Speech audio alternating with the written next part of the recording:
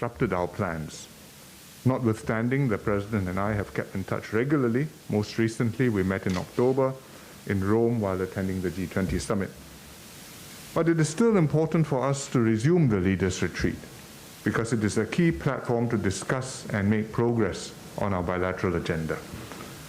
I'm therefore most grateful to the President and his officials for making these excellent arrangements to host my delegations and me. Today, our bilateral relations take a major step forward. I'm very happy that the President and I have just witnessed the signing of a balanced set of agreements that addresses three long-standing bilateral issues between Singapore and Indonesia: the flight information region, the defense cooperation, and the extradition of fugitives. These three issues are important to our two countries. They've been on our bilateral agenda for several decades. We've worked together and discussed them many times before. At our previous leaders' retreat, President Jokowi and I decided that it was time to decisively settle these long-standing bilateral issues. We endorsed a framework which would address the needs and interests of both sides. We tasked Coordinating Minister Pak Luhut Panjaitan and Senior Minister and Coordinating Minister Teo Chee Hean to follow up with detailed negotiations. I'm very glad that we have now achieved what we set out to do. Our two sides have reached agreement on these long-standing bilateral matters. When implemented, the FIR agreement will meet the civil aviation needs of both countries and uphold the safety and efficiency of air traffic in a manner consistent with ICAO rules. The Defense Cooperation Agreement will strengthen cooperation between our armed forces and advance our defense relations. The Extradition Treaty will enhance cooperation in combating crime and send a clear, positive signal to investors. In addition, we exchanged letters to agree that these three agreements will enter into force simultaneously. What remains will be for both countries to complete our domestic processes to ratify and bring the set of agreements into force. The conclusion of these agreements demonstrates the strength and maturity of Singapore-Indonesia relations. These agreements take into account both parties' interests, represent a good balance of benefits, and are durable agreements for the long haul, designed to last for at least a generation, and create a solid foundation to move bilateral relations forward with confidence and trust. I thank President Jokowi for his leadership and vision, which have brought about this very positive outcome. I also thank Pak Luhut, SMTO, and the officials on both sides for their tireless work and their shared determination to make progress on these long-standing bilateral issues. I encourage the ministers and officials to maintain close cooperation and coordination and implement the agreements expeditiously. President Jokowi and I also discussed the resumption of cross-border travel. Indonesia has resumed tourism travel from Singapore to Bintan and Batam.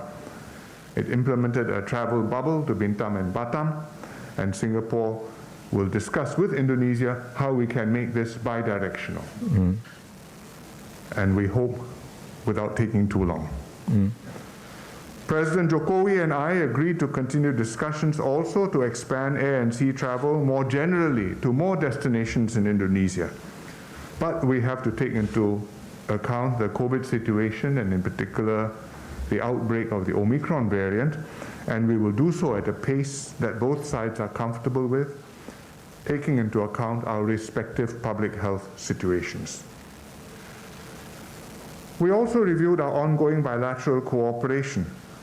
As the President noted, Singapore has consistently been Indonesia's top foreign investor since 2014, and despite the pandemic, our investments have grown. At the last leaders' retreat, we signed a bilateral investment treaty which has entered into force. This will build investor confidence and contribute to economic growth and jobs growth.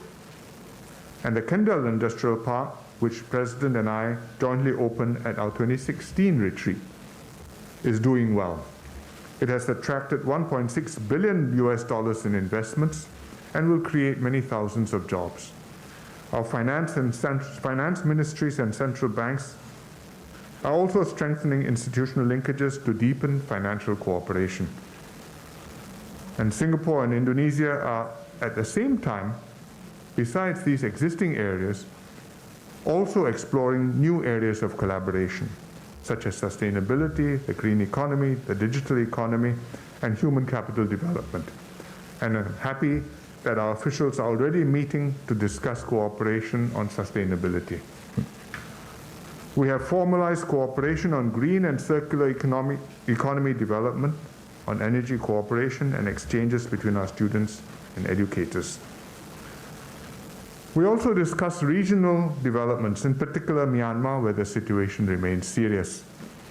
We noted that no significant progress has been made implementing ASEAN's 5-point consensus since it was adopted in Jakarta in April last year. We are committed to help Myanmar reach a durable and peaceful resolution in the interest of its people. But it is essential for the ASEAN chair and his special envoy to engage all parties involved. We also need to see progress in the delivery of humanitarian assistance.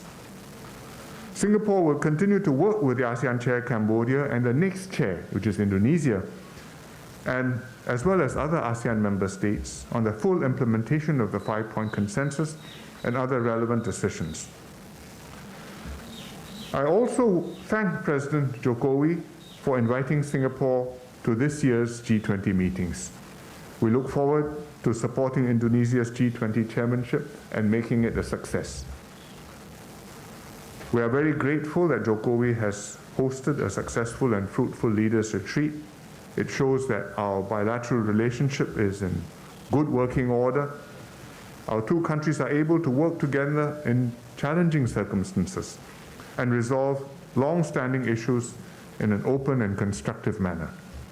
I'm confident that we will build on these strong foundations and develop new areas of collaborations to benefit future generations, and look forward to working closely with the President to take our bilateral relations to greater heights. Terima kasih.